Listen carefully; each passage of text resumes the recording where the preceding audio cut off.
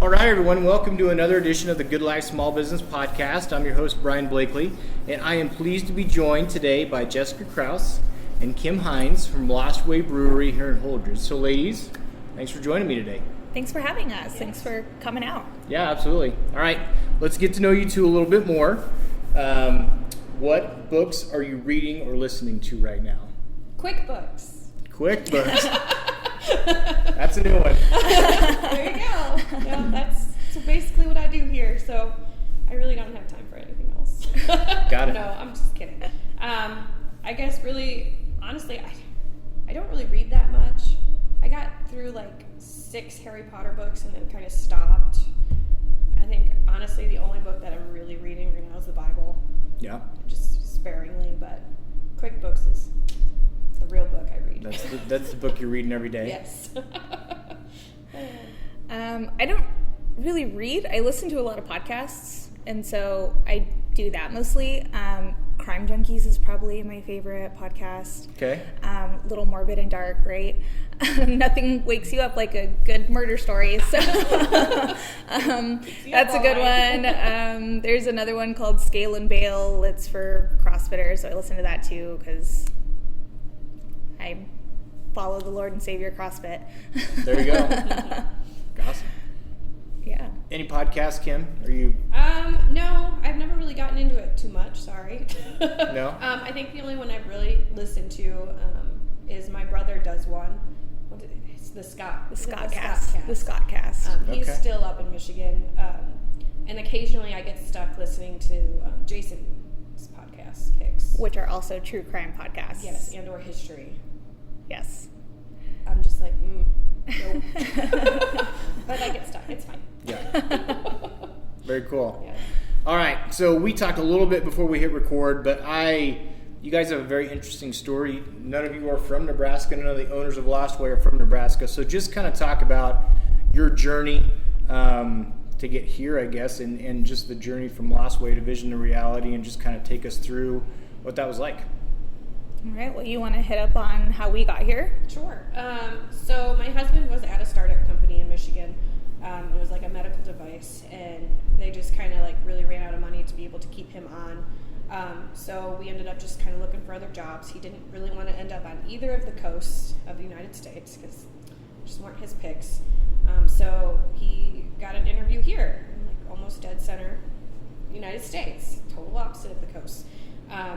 And he seemed to really like it. There was a few other opportunities, but this one just kind of stuck mainly because, healthcare, day one, why not? Sure. And we just had a little girl, so we decided to move here. It was just me, him, our little girl, came here. And he loved it, and I pretty much fell in love with this little city. And Yeah. it's definitely crazy when you move from a big city to like this little town.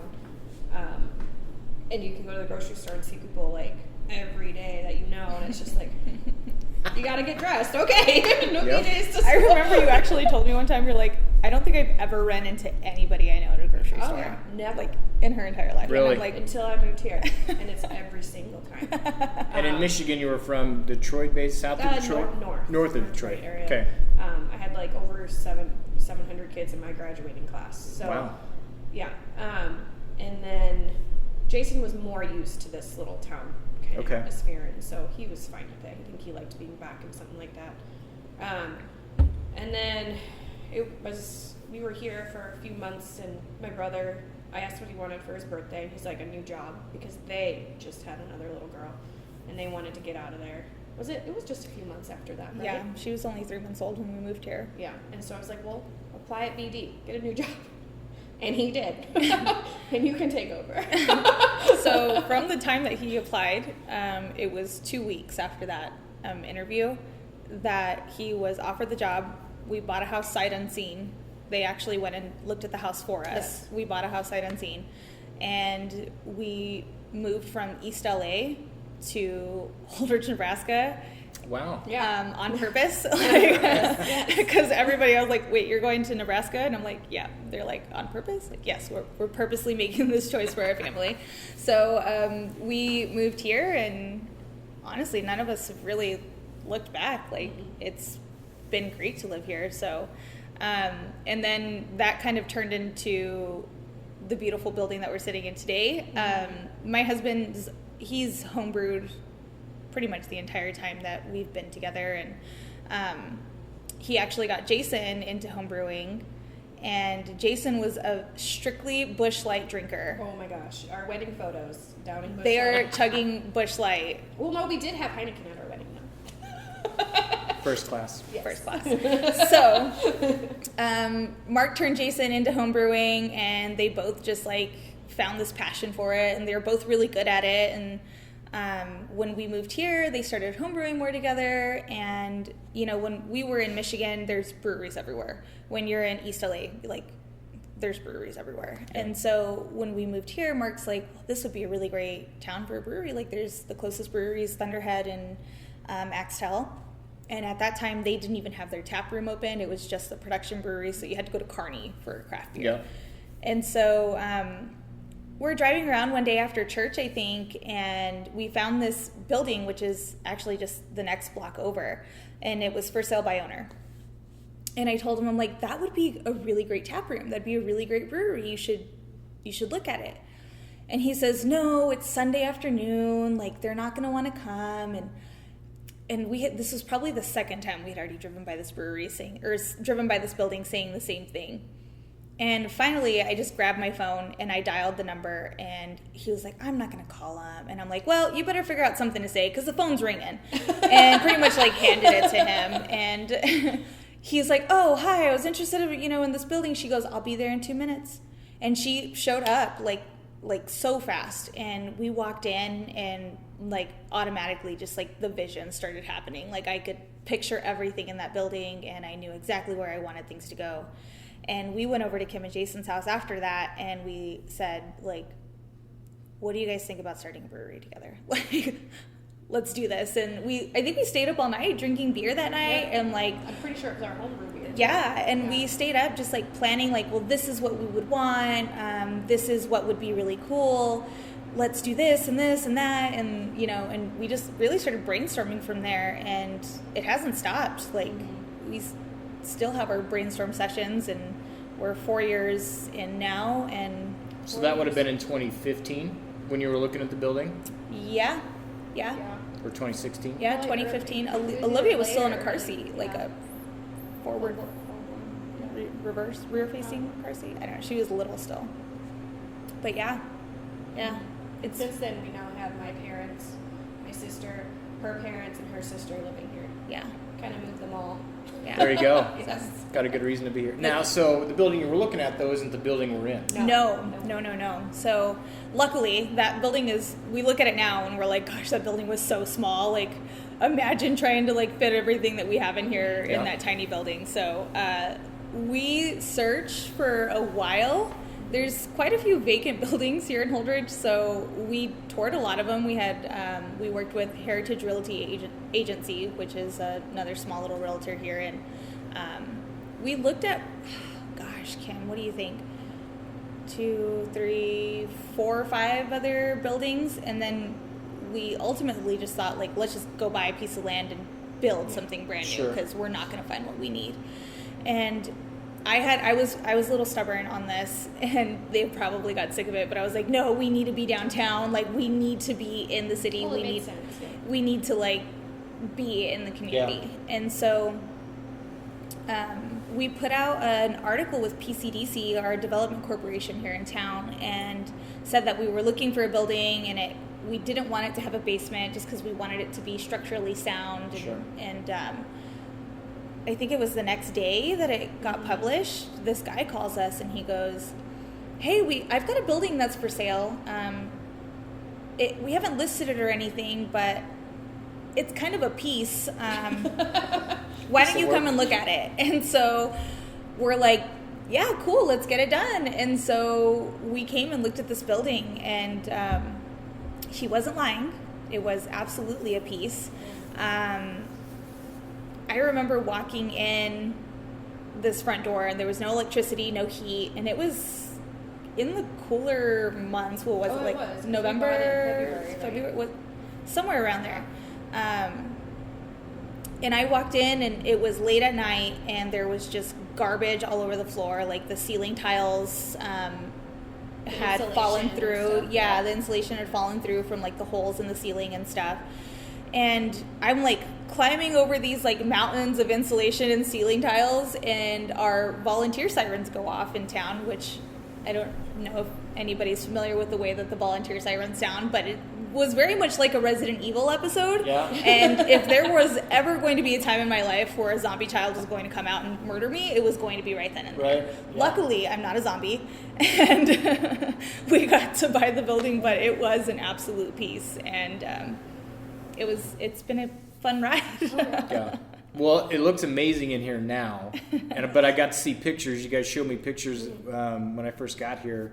There was a ton of work that went into this, a ton of work. So, but you guys have done a great job. So that's awesome. Yes. That's awesome. Yeah, we got to take out a lot of our aggression in that demo phase.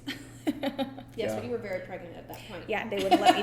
They wouldn't let me do her anything. very much. She So could go annoying. like 2 steps up the ladder. That was it. So you purchased the building in February of 16, and February of 17. February of 17. Yes. And then so you opened in November? Yes. November of the same year. November 16th, 2017, we opened our tap room. Got it. Yeah. Very cool. It'll be 4 years this year. Yeah, we're celebrating 4 years in November this year, so Very cool. yeah, very exciting. Awesome. Yeah. That's great. So, I guess, what is your favorite part of being a small business owner for the first 4 years? Ooh, that's a tough one. I think for me, it's being able to impact a community. Obviously, we love serving beer. We love being able to do that for the community, but it's so much more. Like, we've done fundraisers for preschools, like our community preschools. We've sponsored our like high school volleyball teams. We've given back to families and done fundraisers for those, like to cover things like funeral expenses or put up memorials and stuff like that. That's great. So being able to make that difference, I think, is probably my favorite part, and meeting all of these new people and making those connections. Sure. That's wonderful. Yeah. What about you? Just really all of it. Like, the fact that I have a key to this building just kind of shocks me almost every time. Yeah. You know, like, it's, holy crap, we have a business. Yeah. I mean, honestly, it's kind of terrifying too. Yeah. Especially with COVID. Like, it's just like, well, Oh crap, we have a business. like, oh gosh. Well, and if you handle the financial side of it, Oh yeah. you're My probably QuickBooks. scared every day. Yes. Yeah. Yes. But no, just like she said though, like, we love the community and they love us. So like, I think that's honestly been the biggest part. Like, I mean, I don't know what we'd do without them. Honestly. Yeah. So. Was that part of it where the community aspect, was that something that just kind of naturally came to be, where maybe you didn't get into it with that, that wasn't your main focus, but it has come to be something that you really enjoy, just kind of a natural, I can't think of the right word, but just a natural byproduct of opening your businesses, get to be part of the community that you've really started to enjoy? I think so. I like to say, like, starting a business isn't easy in any way, shape, or form. And especially in a bigger city where you have to where you have more competition, you have to work harder to get people in your door.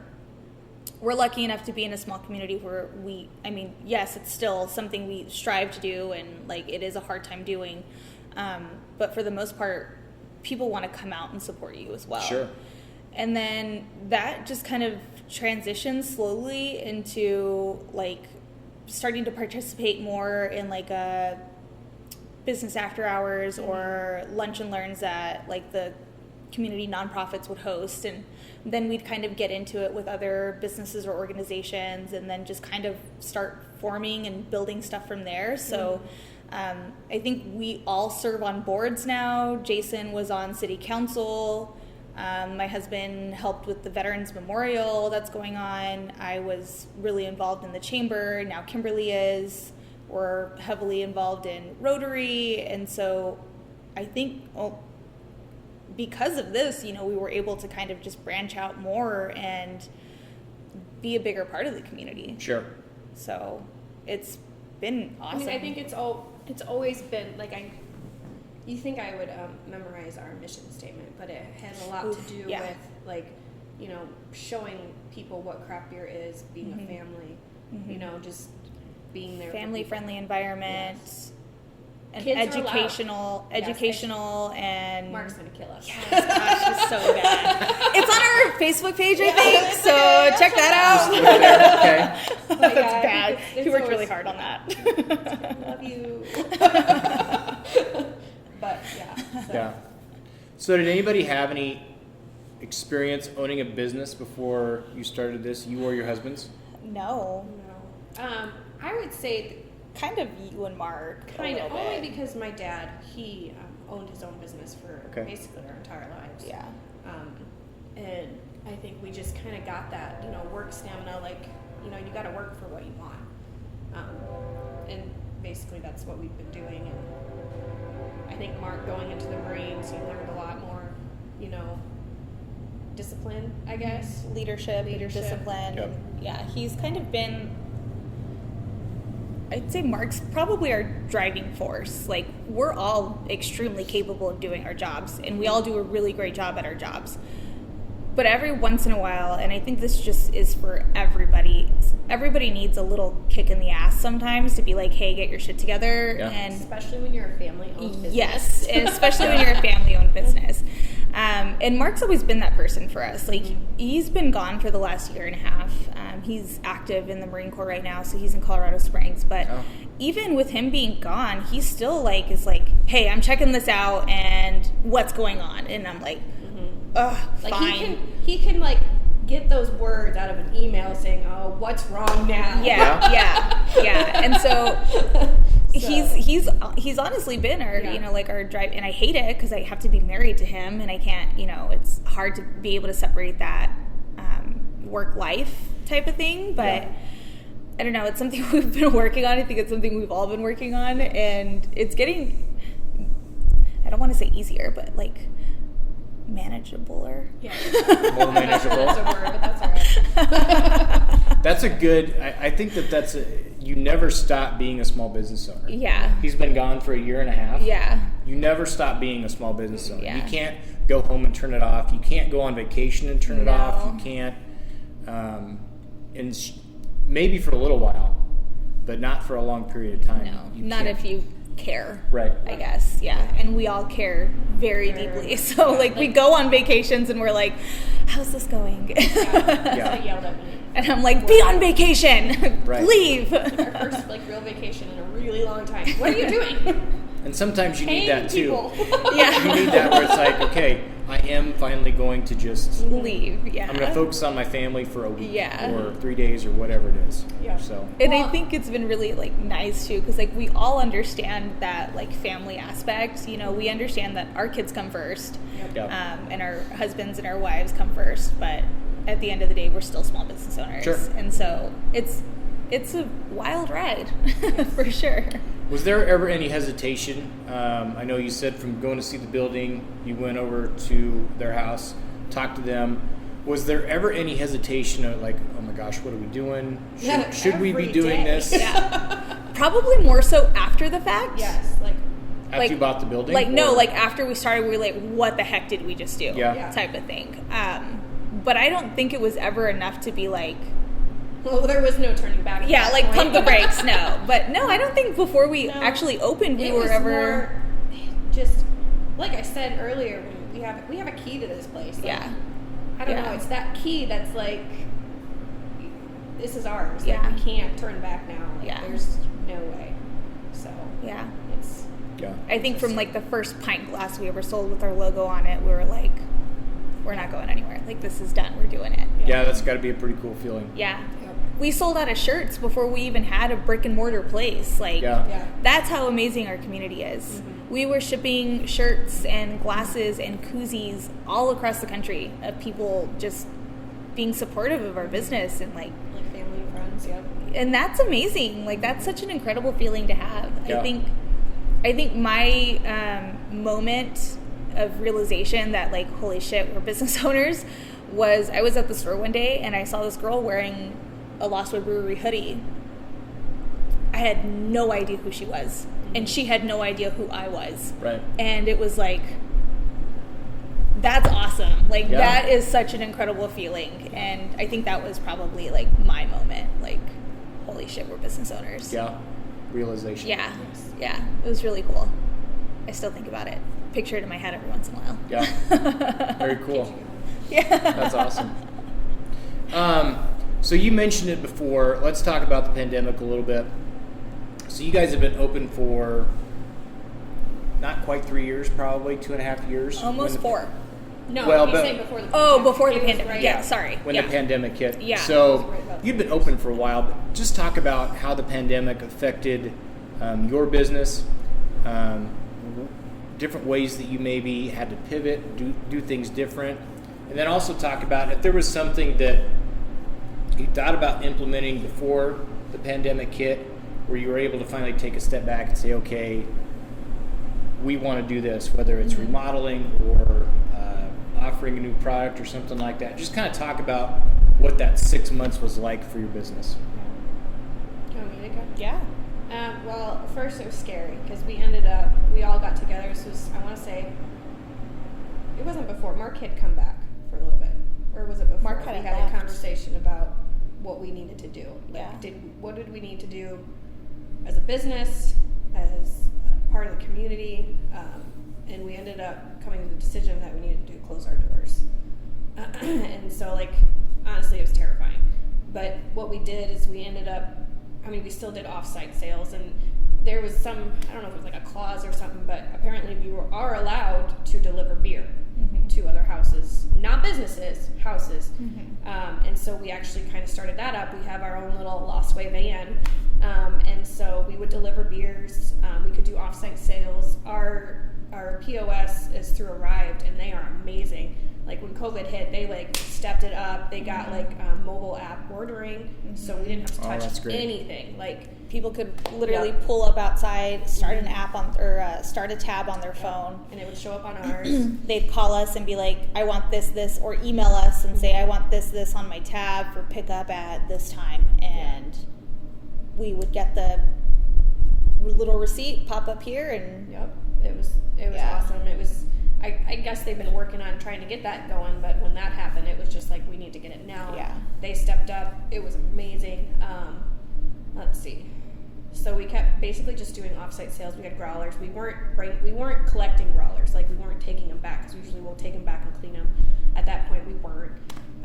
So basically, that's just what we did. We ended up having to, I guess, lay off our part-time employees for a little bit, and all of us owners had to step back and just kind of work through that. Did you have full-time and part-time employees? No. Just We part-time? only really we had just have part-time. part-time Yeah. employees, Okay. yeah. But they still wanted to work during Yes, the they pandemic, did. so absolutely, we brought them in.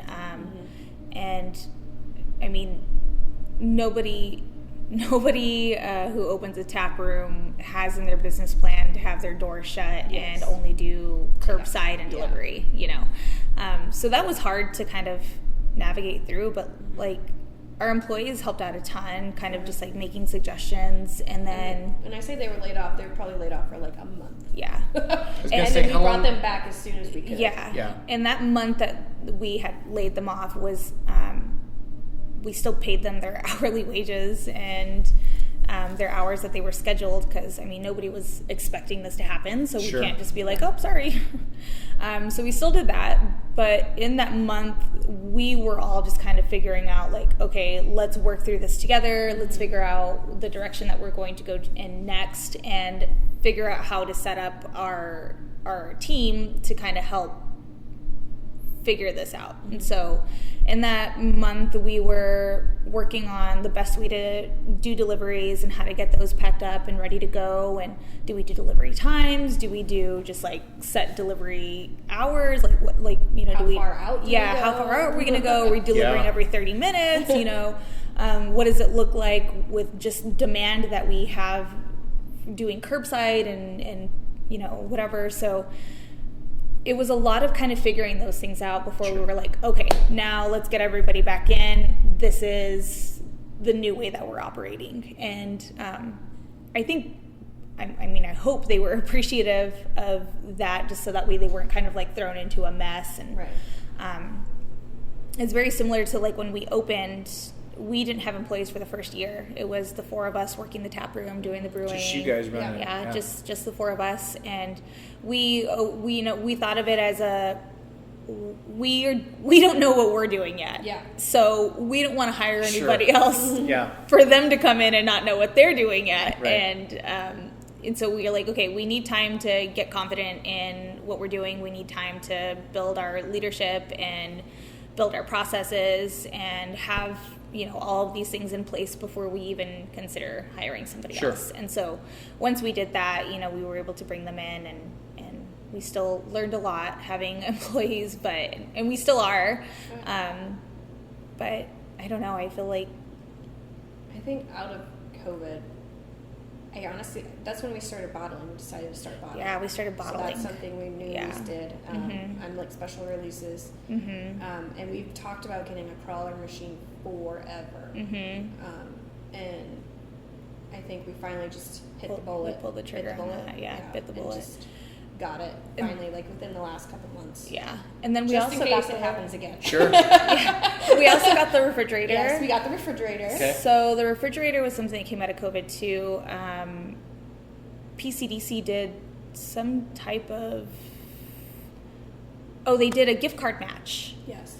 And so we were able to use that money from the gift card match that people had bought gift cards online, and we used that match to buy the refrigerator. And so we thought it'd be easier, so that way our team's not having to go all the way to the back fridge to grab Sure. a bottle for somebody, and we're like, when we open back up, it'll look really cool. So Yeah. so that was probably one thing. And then bottling, crowlers. Now we're able to have kombucha in there from First Street, and just kind of display things a little bit better Sure. and stuff. So I think all of those things came out of COVID. And people still have the app on their phones Oh, too. yeah. So And they people still still use it. open tabs on their phone, and Are you still doing delivery?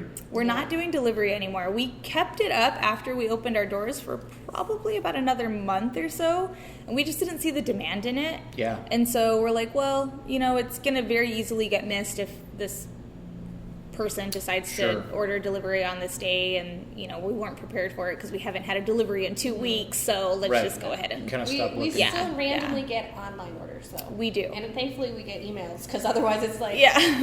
there's like a whole section or a special tab on the POS that will say online orders, but sometimes you don't see them. Yeah. If Yeah. you're busy, it's Yeah. like, oh, hey, did you see that? No. Okay, fill it. Yeah. Hey, we got an online order. Just want to make sure you saw that. But you probably saw people wanting to get back in here. Oh, yeah. Like Yeah. after having to be I- away. Yeah. What was it? It was the first or second day we opened the door for people, and I cried. I couldn't Yeah. even come in. I was Yeah. just like, Yeah, I remember like that. happy tears. I do remember I think that. he looked at me like, why aren't you coming in? Because I can't. I can't do it. Yeah. I'm like, are you crying? She's like, there's people in our tap room. I'm like, I know. It's fine. So how long were you closed? A couple months? Closed for 3 months. 3 months? Yeah, because we closed before it was mandated to be closed. Yeah. Okay. And so I think, 3 months we were closed altogether. Yep. Yeah, that was rough. Did you close beginning of March, probably? I think so. Because I think it was pretty much mandated around mid-March. Yeah, Yeah. mid-March it was mandated. So, yeah. Got we it. closed early March. And not How was fun. the community support? It was great. We still had food trucks come out too, so that was really cool. So we'd encourage them to come in, place their order, and then while they waited for their food, we'd fill their order, and then we'd take it out to them. And so we had a lot of that going on too, and that was really nice to be able to kind of bring back a little sense of normalcy. I mean, you couldn't come in and eat your food and drink Sure. your beer like normal, but you could still get your food to go and get your beer to go and enjoy it safely at home. So Absolutely. yeah, I think it was appreciated by the community, I Yeah. think. So Very cool. yeah. Talk a little bit about the roles that you all have within the business. Has it changed? Like Kim, have you always ran the books? Well, and this kind of goes along with our meeting in the basement. It's almost like, so my brother and I aren't like the closest. He's a little older than me. Well, and- let's be fair. You weren't the closest. You're pretty close now. I said we weren't. Oh, said okay. we I thought you weren't. said we Calm we down. aren't. I just wanted to make So sure. we weren't the closest really ever until he met Jessica, and Jessica and I like really hit it off. And then like we just kind of got a lot closer. And then when I told him to get an interview and move here, and it just kind of get closer and closer. And we were in the basement. It's almost like this was just like meant to be. Yeah. Like I have a degree in accounting. I love numbers. So like of course I'm going to be the CFO. Like done. Jessica, she has kind of like management experience. She's worked at restaurants and bars and stuff like that, and she's so much better with people than me because I don't usually like talking. I'm kind of surprised I'm doing this. So obviously she's our general manager. Okay. Done. Like she said, he's just like Mark. He's Mark. So he just overrules all of us. And then there's my husband. He's an engineer. He does his engineering stuff. I'm so bad. I was You're really fine. good with us. You're fine. No, but he's just like, he's our chief operations. Yeah. Like he knows what needs to be done, how it needs to be done. He knows like the science behind brewing. He will literally sit there and read books about it, or just like search things up on his phone. Like he is so smart. I seriously don't know where he keeps it all. Yeah. And like in his beard. And yes, He stores it all in his beard. Is it that where it is? Yeah, that's where all his So smartness you comes just can't. from. Well, yeah. Except for that one time he cut it off. Well, he had to. That's fair. We made enough money. We had a bet, yeah. We raised enough money from Jason to shave his yeah, beard, shave his so. beard. There you go. So that's what he does. He's like, our he's a COO. COO, yeah. So Jason's always been in like an operations type of role where he's set up, processes. He's dealt with the FDA and all of these other government organizations. And I know medical device and beer brewing are not on the same boat in any way, shape, or form, but you still have to deal with those government agencies. And so Jason's always been all about like protocol and process and all of like the rule things. Yes. You're so much better at this. And Mark's always been like the, hey, you like, and I always say it, and I love that man. I mean, I chased him to the middle of Nebraska, so obviously, but I call him Mr. Rules. He is very much Mr. Rules. He's very much, hey, you said you were going to do this. He holds everybody accountable, very much so. And he does the same thing for himself too. I respect him for being able to say like, I didn't do this and that was my bad, but we all need to do this. And so I think that all four of us having those strengths in those areas have really been able to allow the four of us to just literally come together and straight up mesh. And so it's been like that since we started. Yeah, since we started, we'll kind of help out in different areas. Like I said, Kim and Jason and Mark, they all worked taproom when we first opened. Yeah. So they all, served beers and mopped the floors and washed dishes. Like they all did those things. Like most small business owners have to do. Yeah, exactly. Making sure the toilet paper's stocked. Exactly. And all that so stuff. Oh, that's an argument. No. you have to get good toilet paper. I like cheap toilet paper. Yeah. But I like what you say in, especially when it's just more than just a sole owner of a business, that accountability has to be there.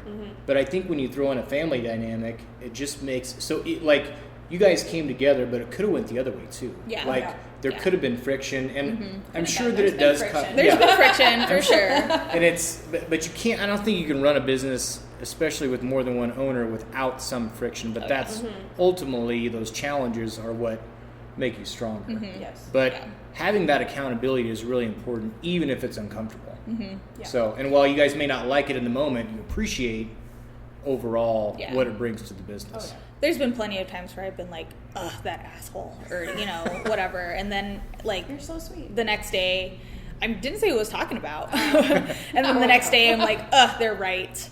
Like, damn it, they were right. Okay. Yeah, once you think about it. Yeah, like, suck it up. Let's get it together. And I think that's just how all of us are. Like, Yeah. we all have our moments. Yeah, we're all stubborn. Yep. And we all like doing things our way. and I think we've all grown a lot and kind of learned to listen to each other and learned how to talk to each other. And I mean, we're still here. We're still all brother and sister and husband and wife, and our kids go to the same school, and we still have like family functions and stuff. So, you know, it could have very well gone the other way, but And we work in the back too. yeah, we've brewed, yeah, we've that's what I was getting at we've next. done all that too. Yeah. So, I mean, we all have our stuff that we are good at, and that's what we stick to. But we also help like all around, Everything not just else. tap room. We work in the back. I've washed kegs, and we've brewed beer, and But you don't want anybody touching the books. I printed a check for you once. she did. She was on the phone the whole time. I printed a check for you once. Yes. I would help you reconcile bank accounts and You did, stuff. yeah. So, you know, we all Yeah, help each there. other out. Yeah, Yeah. we all help each other out for sure. Kim, talk about, though, I think the financial side of it, especially if you were doing it on your own, and there's people that just do not like to deal with the financial aspect. They want to run the business, okay? Want all the money in the world. That's very much me. Just talk about how important it is to have a handle on the books and the finances, and even if it's not you doing it, if you have to delegate that to someone, just talk about the importance of that with a small business. So it's like we've said, we've been open for almost 4 years now, and I think I'm just starting to realize like I'm not gonna be able to do it all on my own, but it's a tough one working with the finances, because you got your other owners that want this and want this and want Sure. that, and half the time I say yes because I don't want to be the bad accountant that nobody likes, but I'm really starting to realize I need to say no, like we can't do that right now, we got to do this, or we have these things, or we've really wanted to get the back fixed because we had not sewer issues, but the back area where we park our van it was a wreck. So we finally we saved up some money, and I was like, we're going to do this, and it needs to get done. Like, I'm tired of it. And so, like, I mean, it's definitely a struggle trying to decide where can we spend our money, where can't we spend our money, what do we need to make more money. Sure. And that's also the other part of it, is I'm the one looking at the numbers saying, hey, we need this or this. Like, we need to figure out, how do we do this? And either I get everything's fine, I'm like, okay, or, you know, like, oh, we can do it, it's fine. But I think we're all finally really starting to work together, and I'm really starting to learn when to say no. It's just numbers. I love them to death, but I hate them to death. Yeah. It's just one of those things. Like, you got to know what you're doing. I have a CPA that looks at it every year, and she says I'm doing fine, so that's cool. She said it looks great. Oh, good. Did the pandemic make those conversations harder or easier when it came to things that we need to do versus money that we have to do? I honestly feel like this year has been the best year. Yeah. And like trying to decide what we need to do, when we need to do it. There's been discussion like, do we really need to get that right now? And I think that's the thing, is we actually, like, as much as I hate COVID, I feel like our conversations have been more in depth. We've discussed things before we actually go out and do it anymore. You know, like, it's not like, we're going to do this right now. Okay, let's buy it. Done. Yeah. You know, like, we discuss it. Like the crawler machine, we've discussed that for years, and I think we finally had an actual sit-down conversation. This is what we're going to do. Yeah. Like, this is what we can expect. This is what it's going to cost. This is going to be maintenance, all this other stuff. Like, we had time to, like, sit down and figure all of those things out before we just, like, bought it. Like, because we bought the refrigerator, we're like, cool, what are we going to put inside of it? Yeah, like, it's like, we need to buy more stuff to put inside the fridge. What do I say yes to? But, like, I'm going to start, like, holding, you know, all the other owners more accountable. Yeah. Like, they're going to start budgeting their own stuff, so get ready for it. No, it used to just Breaking be news. like, I used to just I know, throw out breaking some numbers. She like, already this is what told we got. me. She already told me. I did. This is their first notice. But it used to just be like, hey, can I buy these? And she'd be like, fine. And then I'd buy it, and she'd be like, what did you buy? And I'm like, you said I could buy it. You didn't tell me it was that much. You didn't tell me how many you were buying. I'm like, oh, sorry. Left that out. Also, we have 100 hoodies. So, Yeah. Well, I think it's important to have a handle on the finances, especially when a pandemic that no one saw coming no one could plan for, no one knew what was going to happen. There's going to be things that happen that you have no idea what's around the corner. Yeah. And so it's just, I know that there's business owners that don't want to deal with it, but you've just got to. Oh, we were prepared. Mark is, like you said, like Mr. Rules and Processes and procedures. Yes, we need to have this. We need to start saving. We can't have less than this in our account at all times. And I'm like, okay.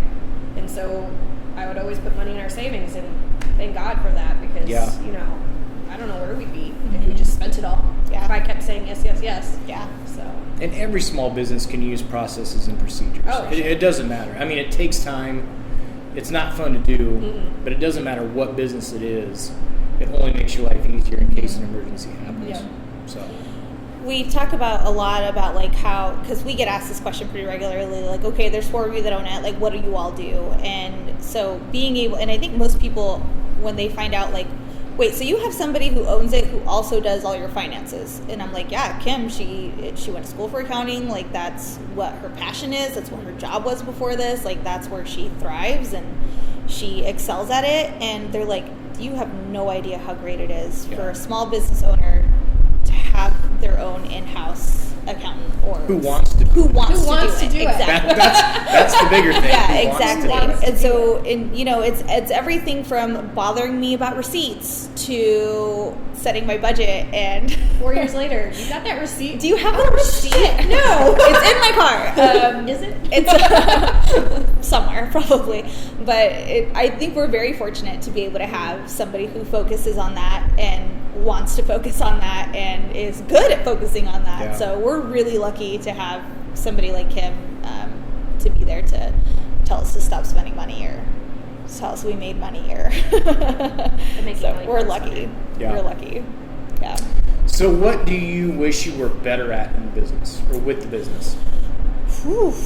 A lot of things. I think there's always room for improvement. Honestly, I wish I was better at everything, and I don't have just one specific thing I wish I was better at.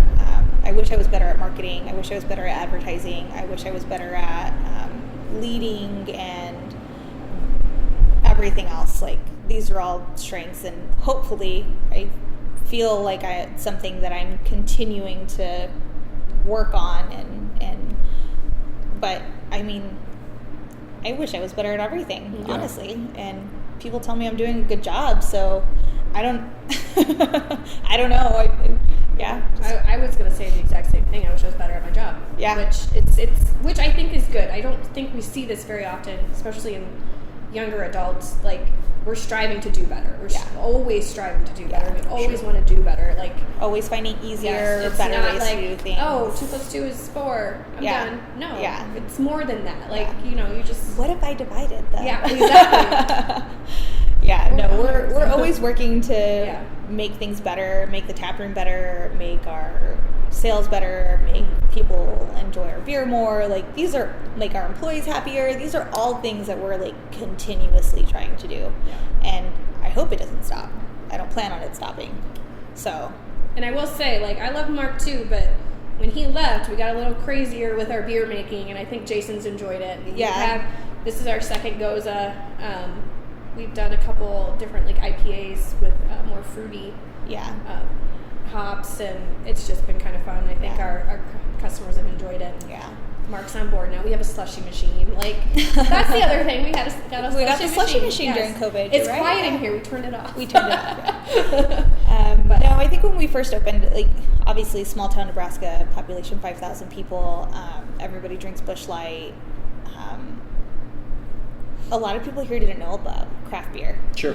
And so we kept a lot of really easy light beers on tap, and every once in a while our light beer would disappear. We wouldn't put it directly back on tap and be like, well, I don't have the blonde ale or the wheat ale or the lager, but I've got this amber ale or this red ale that you're probably going to enjoy. It's just a little step up, just a small step up. And we called them our gateway beers because it's how we got people in the door. And then we're like, try this. And they tried it. And quite a few of our customers, I could probably name 5 right off the bat, but they didn't drink anything but light beers. And now all they want are like IPAs and imperial milk stouts and like this is what they want now. And so I think we started off with those really easy light beers, and now that we've been in the community for so long, we've got a following. We've got our craft beer enthusiasts, and we've got our regular beer snobs who come in who complain that the golf course only has Coors Light, like they have to specifically ask for the golf course for Kona Big Wave because that's the only craft beer that they can get at the golf course. And so being able to have like those customers now has really been able to kind of let us expand our flavors a little bit more. Since we've opened, we've added 2 more beers on tap. We've added grape and root beer soda. We have seltzer now that we make, and we have 8 different flavors, 10 different flavors for this seltzer, and then our slushy machine. And so plus whatever we have bottled at the time, like right now we have a lemongrass saison. We just got rid of our imperial milk stout. We've really been able to expand and it's been fun. Provide different beer for people's palates. And this Gosa that we're drinking right now is our best seller right now. And it's insane. It's awesome. Crazy because our lagers and our wheats and our blondes, like those are our best sellers, and then we slowly start transitioning people in with these super light Gosas, and then they explode. People love them. So it turns out people in South Central Nebraska really truly love craft beer. They were just never exposed to it. So we've given them that opportunity to expose them to it, and they love it. Like we had an event last night. What? I forgot what the question was. Oh, I did too. But it's all right. Let's keep going. But we had an event last night called Craft with the Draft, and it's usually women. And last night there were about 20 of them. And when that event first started, the very first event that we did, there was probably about 50 women that showed up. And I thought, they're not going to drink a lot. We've done shopping events, and we don't really sell a ton of beer. These women came out in full force, and it wasn't even the light beers or the shandies that we were selling. We were selling, we had Wee Bit of Valentine, the Scottish ale on tap. We had a Scottish ale on tap, and it was pretty hefty in ABV. I can't remember off the top of my head what it was, but it was pretty up there. And that was our biggest seller that night. Really? And it's incredible. It's absolutely incredible to see, stuff like that happen. Yep, that was our first craft with the draft since COVID. So last night was our first craft with the draft since COVID. So our community is incredible. So if anybody from Holdrege is listening, thank you, Holdrege.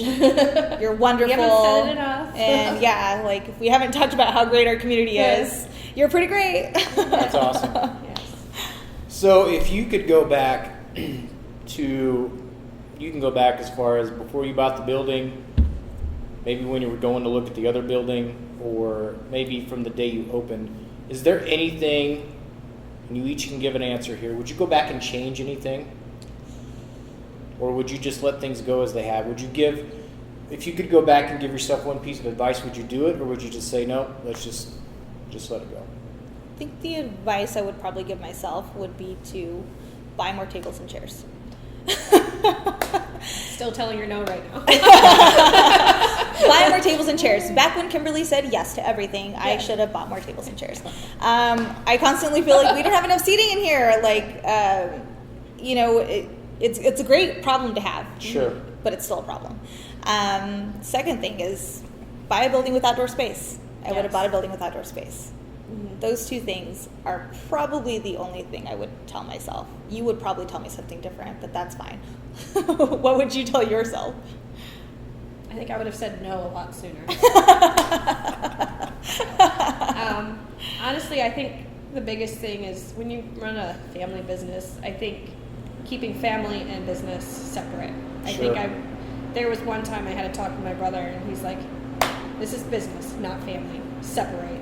And I think if I had that conversation in the very beginning, things would have been a little bit more different. But honestly, I love absolutely everything that we've done here. I don't think I really want to change. We've learned a lot more. We've learned just a lot more. Yeah. And just from that meeting in the basement about, let's do this. Like, I mean, that's literally a night I will never forget. Yeah, You know, same. like, and now we're here. Yeah. So there's Cheers, really- girl. Cheers. We did it. Oh, Look at us. You should get in on this Yeah. too. Oh, Come yeah. on. Yeah, sure. Absolutely. Yes. You like that? You haven't Yeah. actually said if you like it. Oh, no, it's very good. Okay. Very good. That's a great answer. And I think that, I think that if you would have, what you said about your brother, like, this is business, this is family, I think when you can learn to draw that line, Oh, yeah. and even probably for you two as Oh, well, yeah. Oh, yeah. like there's probably tension that you individually have to get over, whether it's you sleep on it, wake up the next day and realize, okay, we're family, we can move past this, no big deal. Like, that's just a whole different dynamic that you have to incorporate. Running a small business is stressful enough, Oh, yeah. but when you put in the family dynamic, Yeah. it can make it more And like stressful. family's one thing, but also our spouses. Yeah. So like Yes. you have that relationship with Mark where like, okay, let's separate. I'm not talking to you as your brother. I'm talking to you as a business partner. But then we also have like, I have that conversation with my husband. I have that conversation with my sister-in-law. I have that conversation with my brother-in-law. Like and all four of us are the same way. We all have this conversation Sure. with each other. And I've told her so many times, like, don't forget, at the end of the day, you're still my sister. Like, and Yep. like I said, we've gotten better. We've learned a lot from it. And Yes. honestly, I don't think a lot of people who were in our position or going through what we've gone through would have been able to make it this far. But we're a lot stronger than that. We're a lot closer than that. And our business is built better than that. And so I think those things have really made us thrive. Not just survive, but thrive. So, Yeah, that's awesome. yeah. Okay, last question. If someone were to come to you and say, I want to start a small business, whether it be a brewery or a restaurant or a retail store, what advice would you give them? Give me a second. I know, right? Make sure you love it. I think that would be, make sure you love it because you're Yeah. doing it the rest of your life. Yeah. A lot of people say that whenever your hobby becomes your job, that you like it less. Yes. So you need to make sure that it's something It's you you love. absolutely love. Tell them that it's going to be hard, Oh, yeah. and like ways that they will never understand. It's almost harder than being a parent. Like, Yeah, I can send my kids to the bedroom. yeah, I just, mommy can go into a timeout. I can't At send home, the brewery you in know, timeout. Because, oh God, here's a perfect example. It's like parenting in public. Oh. Parenting in public, but all of the time. Like, you don't have those closed doors to like, it's everything that you do in your business is public. Everything you do. If you close down one day, everybody knows. Why were you closed? What happened? What's going on? Especially in a small town. Oh, yeah. Like, what's happening? It just be ready for things to be harder than you will ever expect in your life, but also be prepared to be the most rewarded you'll ever feel in your life. Yeah. I come in here every single day. We're in here every single day. And I think there's some days where we don't realize it as much, just going through the motions, like taking the deposit, sweeping the floor, blah, blah, blah. Arguing about toilet paper. Yeah. Yeah. All of those things. All of those things. You go through the motion every single day. There are the things that we expected to be doing. There are the things that we knew we would be doing every single day. But I always say my favorite time of the day is in the tap room late at night when everything's closed and cleaned and everybody's gone, and I sit in this chair and I drink my beer and I'm like, what an amazing day. And I reflect, these are the people that I met today, these are the stories that I heard today, this is the people who had these experiences today. It's so rewarding Oh, yeah. to be able to have that, like Yep. I don't Like know. I had to work a couple. I haven't really had to work in the tap room really since we've gotten employees, and I've had to the last couple months a little bit more. And there was one couple that came in here. We have a little campground over there, and they come here. I think they said every 2 years or every year, and they didn't realize we were here until they saw something on someone's blog or something.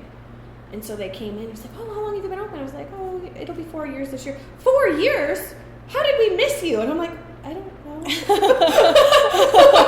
How did you?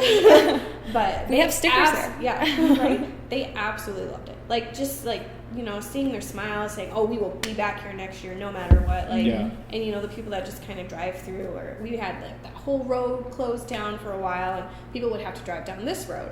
And there was a group of like hunters that drove down, and they're like, "Oh my gosh!" And they kept going, "That's a brewery." No, it's not. Yes, it is. Turn around. Like just those. I remember stories. this. Yes, They're just we were both working that night. Oh yeah, it was amazing. Like Yeah. it's just so much fun. And they still come Yes, through they do. every single year. Yep. Every single year when they come hunting, like it's the most rewarding, but Yeah. at the same time, It's hard work. It's so hard. Yeah. It's so hard to always be on, to always, you go to the grocery store where you see everybody Yes. and they're like, "Oh, what's on tap right now?" And you're like, "Oh, well, you have to tell you what's on tap right now," Yeah. or people calling my cell phone. I get it, my cell phone's out there for everyone, and I really truly don't mind at this point anymore. But they'll call my cell phone and be like, "Hey, where's that beer tent at this event that you're at?" And I'm like, "I'm not there, but the beer tent is here." Like, Sure. So always being on, always having to be on, it's hard. It takes a toll on you. But you could probably never see yourself doing anything else. At I this don't point. I don't think I ever want to do anything else. Like, we've both had full-time jobs since opening, and we've both left our full-time jobs, and We still have full-time jobs. There's these little girls that run around. I know, so we only have like 2 full-time jobs now, Right. not the 3 full-time jobs Yes. that we had previously. Yes. But since leaving those jobs, I mean, I can't speak for you, but the day that I decided that I was going to quit my job, I remember coming in here and I told you about it. And I said, I don't want to be anywhere else. This is where I need to be. Mm-hmm. Like, I can't be replaced here. I don't want to be replaced here. Like, this is us. Yes. We have put so much in this building, and I wouldn't want it any other way. I wouldn't want to be in any other community, and I wouldn't want to do it with anybody else. Like, this is us. I will thank our husbands for keeping those full-time jobs. Because